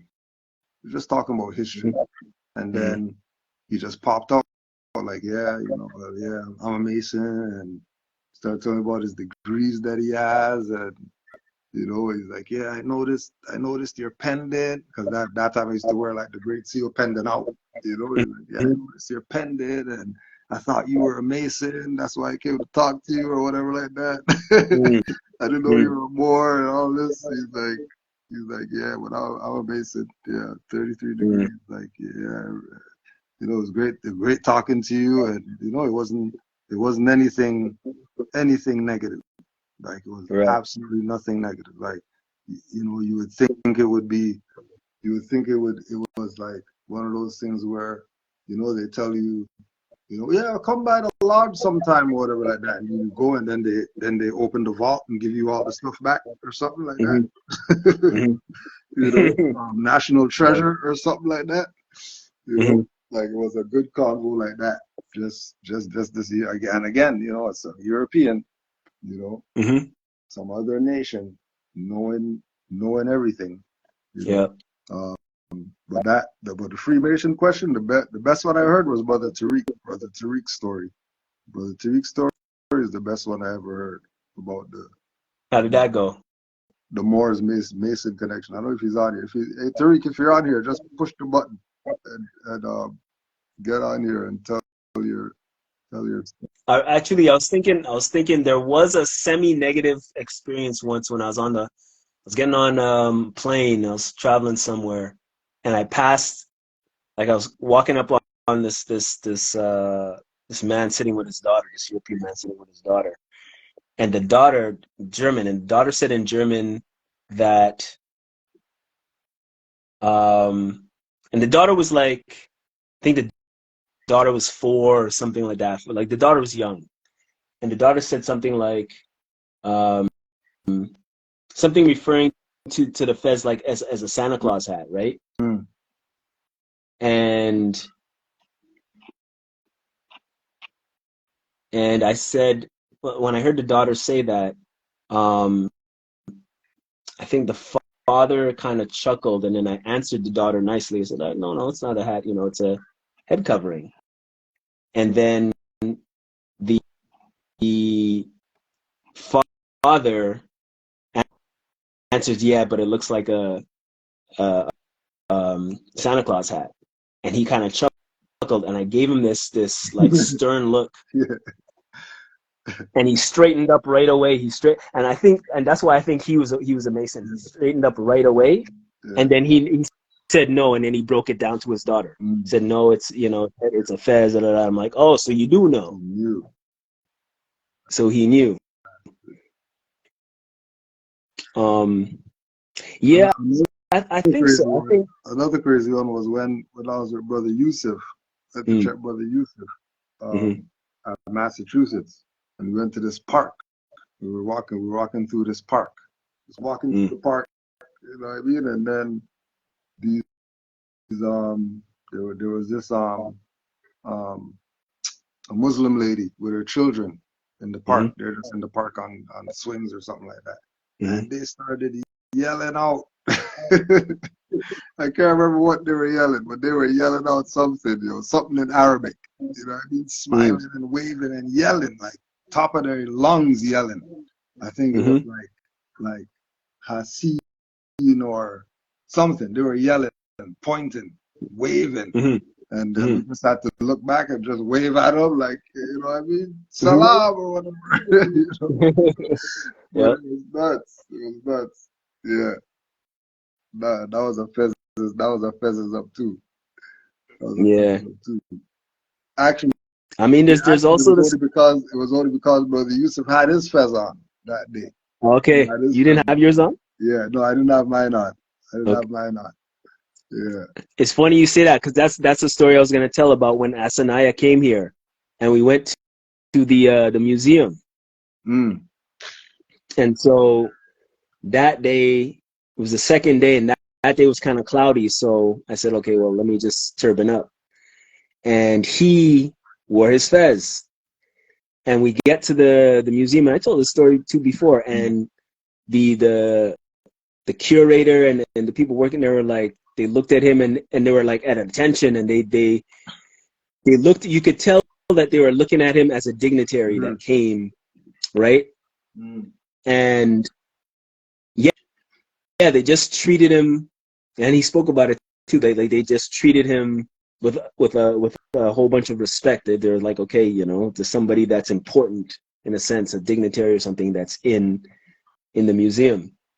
And it was so funny.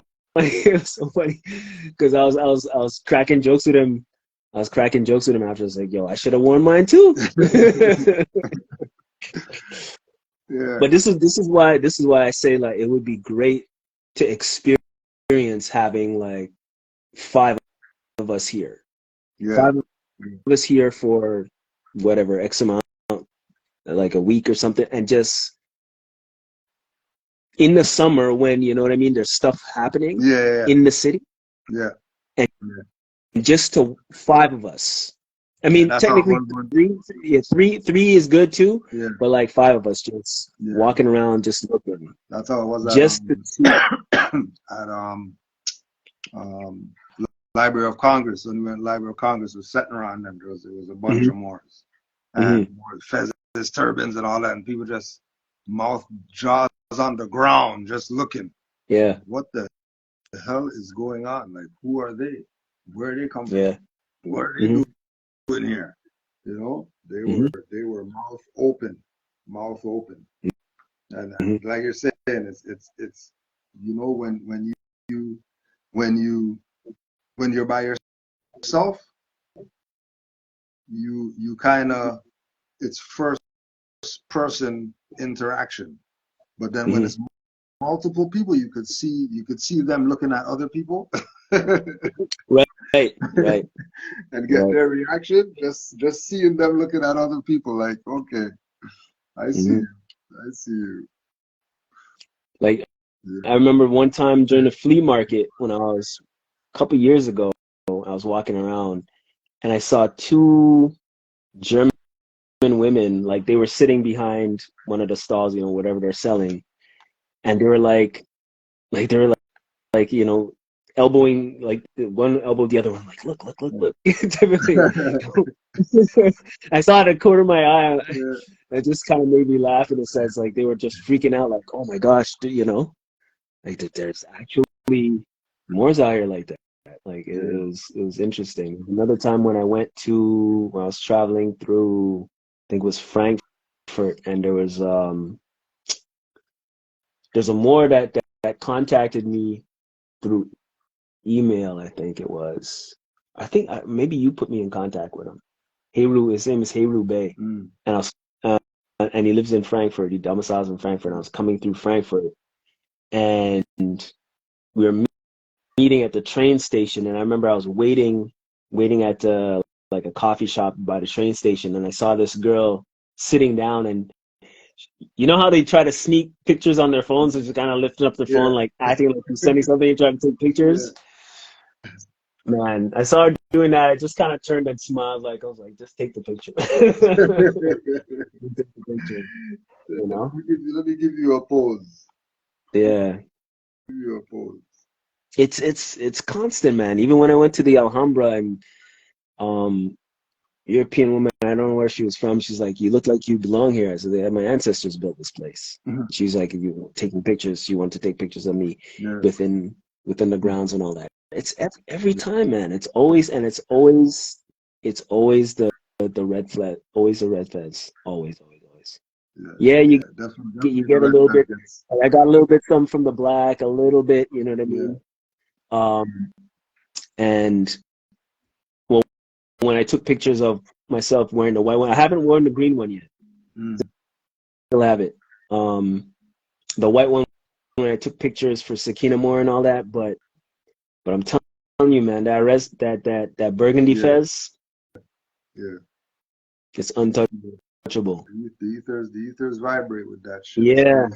Yeah. There's just multiple stories, man. That's why I keep saying, Moors, you know, be in habit everywhere you go. Always be in habit. Something definitely shifts. Yeah. I mean, just walking down the street. I'm going somewhere. I'm at, you know, waiting to cross the street at a red light, and you see cars like, you know, stopped at the red light or whatever, and they're just looking. It's one of those things, man. And I was like the lady at the bus stop. I was just at the back of the bus, so the back door just opened. You know, the back door is open. This lady was in the bus stop. She ran out the bus shed. You're a Moor. Aren't you a Moor? Like, yeah, I'm a Moor. Like, you're a Moor. Like, she was just, it was like she read about the stuff in books or something like that, never seen it before. Finally saw it. Now she could die or something. It was crazy. It was crazy. Where was she from? Saudi Arabia or something. Okay. Yeah. Wow. Wow. Yeah. Okay. Yeah. She was just happy to see him more. Yeah. Wow. Yeah, man. I mean, that's why I say, man, it would be dope for like 3 to 5 of us just here, then we go to like the Alhambra, then we, you know what I mean? Like bounce around to certain places just to see what it would be like, because I'm always the only one. For real. Like the time when I went to the Great Mosque at where is it? What is that? Cordoba, the Great Mosque, right? Yeah. Yeah. Cordoba, yeah. Yeah. When I went there, and the guard or something, the guy was taking like tickets and stuff. He was trying to give me a hard time, saying that I got to take my fez off. I'm like, yo, this is my national and religious headdress. Yeah, but you're supposed to, I said, like, let me speak to your supervisor one time, like, because you're being ridiculous now, right? And he tried to say, I said, let me speak to your supervisor. He went and he got the supervisor came and said, oh, I'm sorry, he doesn't really know, so on and so forth. Sure, you can come in. And I had a scarf underneath, so I had a scarf on my head, and then I had the fez on top. Yeah. And so because they wanted something, they said, yeah, but you have to take the scarf off. I'm like, oh, okay, whatever. They just wanted something to say that they had something. So, all right, whatever. Yeah. But it would have been interesting if there was 3 of us there. Multiple, yeah. They gotta tell multiple. Like, what are you gonna do? Off? Yeah. Come on. And I showed him my ID. I said, like, look, it's on my ID. Yeah. My fez is on my ID. It's not fake. Right? For real. Oh yeah. Actually, there was something that was wasn't really negative, but it was kind of strange. So when Asanai and I were here, we went to Erlangen, and we went to like a little side grocery store to get some like water. And there were some guys from, where are they from? I'm not sure if they're Turkish. I'm not sure where they're from. They're from that area region. And they were like, oh, nice pheasant, whatever, And one dude tried to reach to touch it. Like, and the thing is, I caught it out of the corner of my eye because Asanai was behind me, and he saw it before me. And when he reached to touch it, I pulled my head aside, like, yo, what the hell are you doing? It's like, oh, I'm sorry. I said, like, he said, like, I thought it was like, I said, you thought, what? You mean what you thought? Right? I'm really sorry, man. And the cashier was right there too. Like, kind of like calming the situation down. But the 2 guys that tried to touch it, they're like, oh, we're really, really sorry, because they thought it was some kind of fake thing. I was like, what are you talking about, man? And even if it was fake, you're not supposed to reach and touch somebody's hat like that. I don't know. What are you doing? But once they found they were really apologetic and stuff like that, it was just weird. That was kind of strange. It was only after that Asanai said, like, yeah, I saw, like, Asanai, he saw it first, like, he saw the guy reaching, and he didn't think that I was gonna see it, and he was about to say something when I turned and I saw it, and I turned my head and I leaned back. Like, yo, what are you doing? Doing Holmes. Yeah. But yeah, man. But yeah, it's for Moors, that's a rite of passage. Yeah.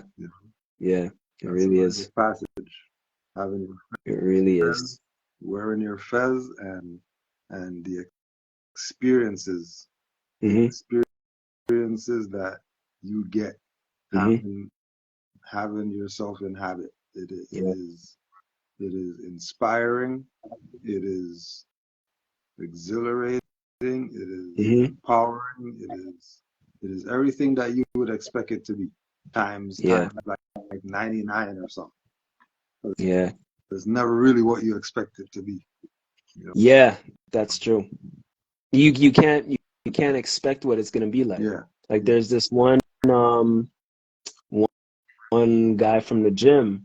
He's also from Mediterranean area, and because he saw me come in to the gym with my fez one day, every single time he sees me, like when I'm in my turban or whatever, he'll see me on the street. He always greets me and bows and puts his hand over his heart. Yeah. Every single time he sees me. Yeah. You know? Yeah, man. I remember one time at the Job, wore the fez at the Job. And his teacher came up, he's like, wow, that's like the real ones. I was like, what? He's like, yo, you have a real one. I'm like, what do you mean a real one? He's like, man, you have a real one. You know what? Don't worry, wait till tomorrow. Next day, this man came with his fez the day after. When traveling to Turkey or something and bought a fez in Turkey. So he came and that was the thing of the whole day. Like, why are these two people wearing this red headwear? Like, what is going on? Like, is something going on? You guys going somewhere after work or something? Like, what's going on today? Old school was messed up. Like, I don't know what's going on, but these two people here, like, they got this red hat on. Students coming up, teachers, like, yo, I saw Mr. Herb with this stuff on. Like, what's going on today? Yeah, they were messed up. And it's I've never seen a real one before. Like, I only seen the ones that the short ones. Like, I never seen the big ones. Yeah. And I find it has to be the complete one, because I've seen you've seen the tall ones also, but without the tassel. Yeah. You know what I'm saying? Yeah. But when you have the tall one and the tassel, like the full tassel that we have, it's something else. It's something else. It's like the soft tassel doesn't really cut it. The tassel with the ball and the you know what I mean? That's the There's something about it, man. Yeah. And then also when you have that on and you wrap the turban around it. Yeah. It just adds that level of regality to it, man. It just when I wear that too, and like it's like another step up. Yeah. It's great. Yeah. I love it. Be a more. Yeah, I love my fez. I love it. Yeah. Straight up. Yeah, boy. Give thanks, more. I know this countdown's probably gonna hit soon. All right. But yeah, man. Thanks. I'll definitely get this one up on the tube. Okay. Yeah. The testimonials are next level. Testimonials are the best things from Mars. You can teach whatever you want to teach all day, but when you're talking first-hand knowledge of something, it's a whole different world. Yeah, that's true. Peace and love, fam. Peace and love. Peace and love, more. Peace and love. Moors all in the chat. Peace and love to the Moors in the chat. Soups, if you're still there, I love you. Jean Philippe, French crew. Peace and love to all the Moors. Till next time. Islam, Moors. Islam. Just give you the master for the rest of the closeout. Honors to all the mothers. Honors to all the Moors worldwide. Honors to all the Moors in the chat. And supreme honors, supreme love to the Prophet, Noble Drew Ali, Islam. So you're saying, to be correct, you're saying not Aboriginal nor Native American. Not Aboriginal. But Moorish. Aboriginal is a political status. It's not an identity. Okay. So the political status is every African American is termed African American. Jesse Jackson made that up in 1968. It's not there. Okay, then before that term, then there was Negro, and before that term, it was colored, and before that term, it was. So there's a lot of terms. What term are we talking about? Did we start politically using the word Aboriginal? The pedigree is Moors. The terms put on the Moors, the nom de guerre, are Negro, Black, Indian, Native American. All of those are political terms. That's not pedigree. So Moor is the correct. It's not that Moor is the correct word. Things. We were called those things. It's not the pedigree. So the pedigree correct word is Moor. The pedigree. Everybody knows that. Wow. I'm part of the everybody, and I surely didn't know that. Didn't know. No, it's not. Listen. The distinction between pedigree, political terms, no different than people don't understand or don't comprehend, and it's because of miseducation. They don't understand pedigree because pedigree was removed in order for the hybrids to claim the land. So that's why the hybrids start calling themselves Americans. They're not Americans. It would just seem like if that was a pedigree, that would be the language that be used in the Constitution. The pedigree are the national names of the people, the natal names. It's not the political terms. Political terms are analogous or legislated constructs. They have nothing to do with pedigree bloodlines. Okay, my question is if y'all believe that they were going to use those words in the Constitution, what part of us that they didn't protect on us would protect us in the Constitution? Because Article 3, Section 2, and Article 6 relative to their obligation to the Treaty of Peace and Friendship that Obama talked about. That still didn't cover us as a product.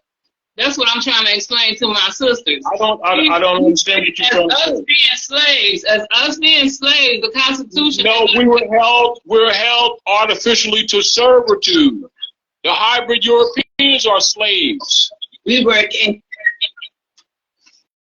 Sakina, it's just like word Tylenol or a set of minutes in a bin. Exactly. So and therefore we were not even acetaminophen. We were aspirin. And when we break this down, like I said to you before, what is the problem, even with us trying to communicate right now, is that number one, when we get into any subject matter, people need to understand the rules of the subject matter.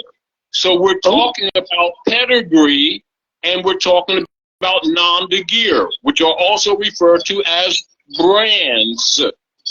We're talking about their social application, and we're talking about birthright theft, which is what our people are suffering from. And then we're talking about social semantics, which was introduced to modify occupied people.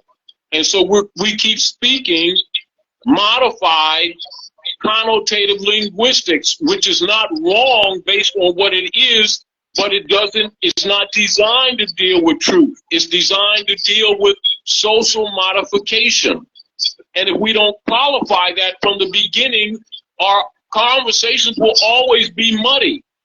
That's why you have intelligent people keep having meetings and they get nowhere. It's not because they lack intelligence, they lack information. That's right. We keep going. All right. Okay. So that's why we keep going in circles. Exactly.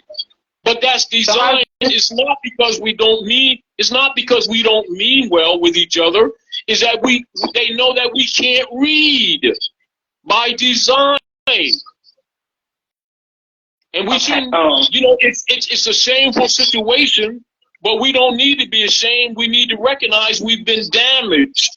And we need to get over our egos and start fixing the disciplines, particularly with our children. so we don't continue this black codes operations to our own injury.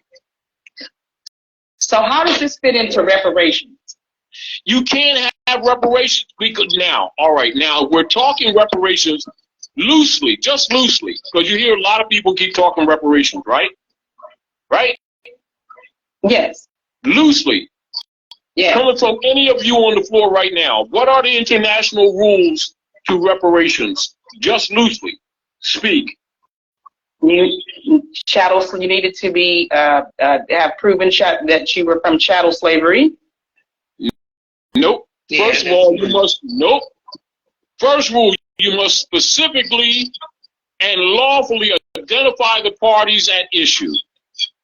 And you can't come under nom de guerre, but you can use nom de guerre as part of your argument of injury.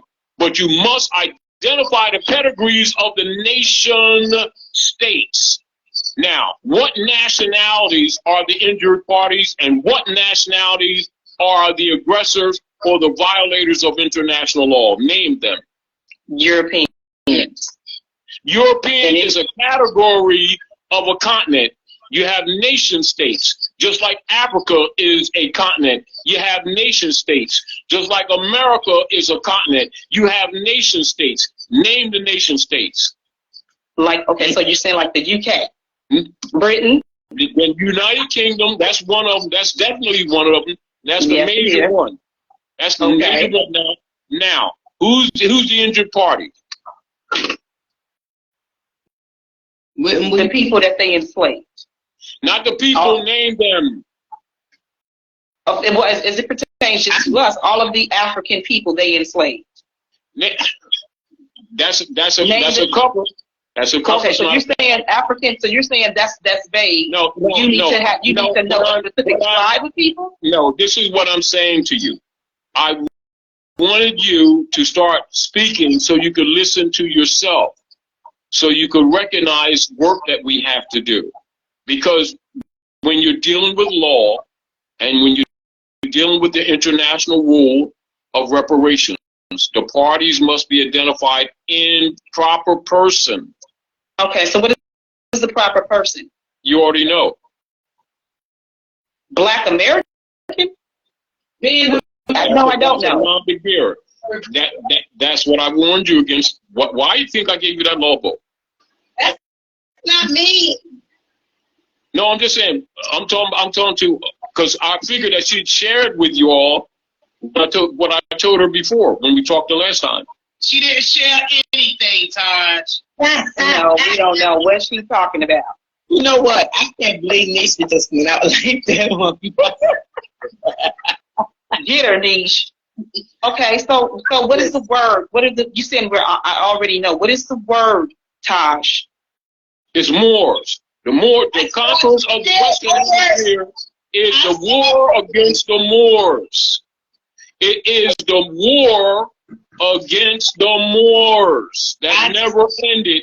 It's an ancient war that continued, and the conquest of the Western Hemisphere is a continuation of the Battle of Tours near Poitiers, France, into what they call the French Revolution, up into what they call the Almoroccan Revolution, and the colonization of the Western Hemisphere. War against the Moors. You got to know world history, not just American history, because American history is world history. So why didn't the Moors already put the fight in for the reparations? Why haven't you guys did a lot? What do you think we've been arguing with our people, trying to get them out of the black codes, which they refuse to leave? But don't worry about it. Everybody can't come, right? Well, exactly. Then that's it. Why do you think? That's the same way the world looks at it. Wow. That's all I got. No, I just think like to be so. The world looks at it. If these people, the world